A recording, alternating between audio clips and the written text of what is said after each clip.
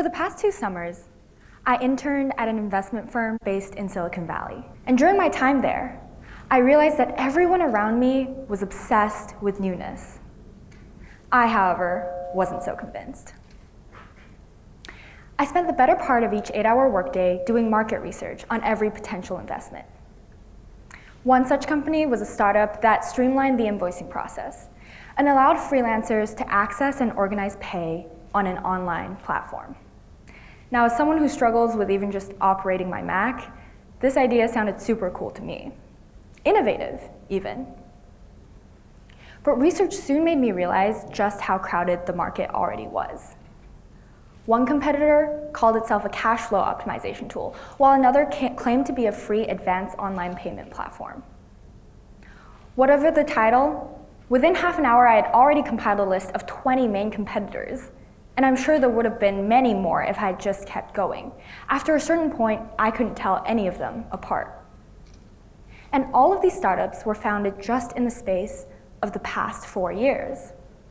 And so throughout the entire research process, 2 things repeatedly surprised me the most. First, the sheer number of competitors, no matter how niche the market was. I mean, who knew there were so many companies that made self-rotating beds? And second, the frequent lack of distinction. The entrepreneurs that I was interacting with were all extremely bright, creative, impassioned people. Yet many of their ideas, while claiming to be innovative and the next big thing, didn't add much value beyond what was already out there. The thing is, today, to be the next Elon Musk or Steve Jobs is a widely shared dream. And I'll admit, I indulge in it too. After all, hunting for the next unicorn has become incredibly sexy. But often, what people are bringing to the table just isn't that unique. And besides, if unicorns are by definition rare, then how can everyone hope to create and find the next one? Today, innovation seems to be defined as that shiny new thing that everyone wants to reach for. But it needs to be more than that. Instead of praising the idea of innovation and change in and of itself, we should be looking at successful startups that are both truly disruptive and generating true positive impact. One such example is a company that is working in underserved communities to revolutionize the sphere of child education in the home. Its goal is to minimize the education gap that occurs before many children even enter kindergarten. And its novelty lies in its simplicity. Through partnering with telecom companies, parents who sign up for the service receive step-by-step instructions for a 15-minute activity each day, intended to boost their child's creative, learning, and emotional capabilities. And this partnership makes it such a game changer because it's addressing the fact that in many parts of the world, especially developing countries, cell phones are commonplace, but access to quality information and education remains a rarity. And so it's filling a void by addressing the major pain points that parents in these communities often face: inconvenience, lack of time, and feeling overwhelmed. And their ability to accurately address and solve these issues is what makes them a true innovator. And so from these examples, we see that there are both examples of superficial innovation and genuine, worthwhile innovation.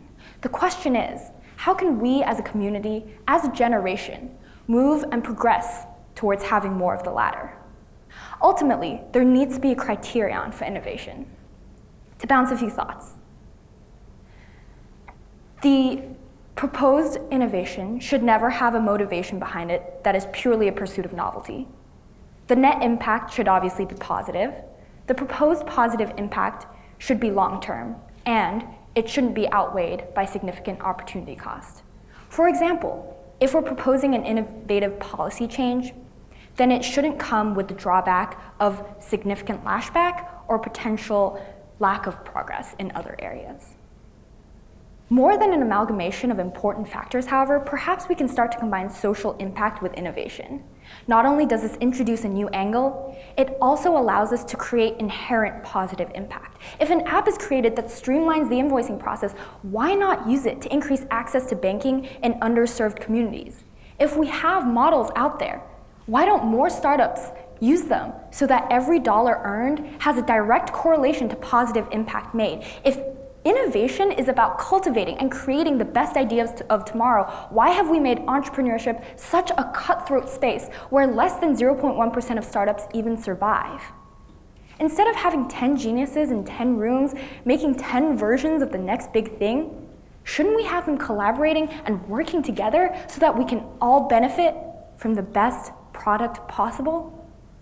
In the same way that TED's slogan is ideas worth spreading, we as a generation should consider innovation worth pursuing. For us to have a slogan and a mission statement, there's the implication that we as a generation should be moving towards some kind of progressive future. And so we should. But if we're implementing change just for the sake of implementing change, then we've lost sight of the ultimate goal: improvement and advancement, as opposed to innovation in and of itself. Let's stay away from the trap of innovation fetish, and let's keep in mind that it's not just about changing the world, but about changing it for the better. Thank you.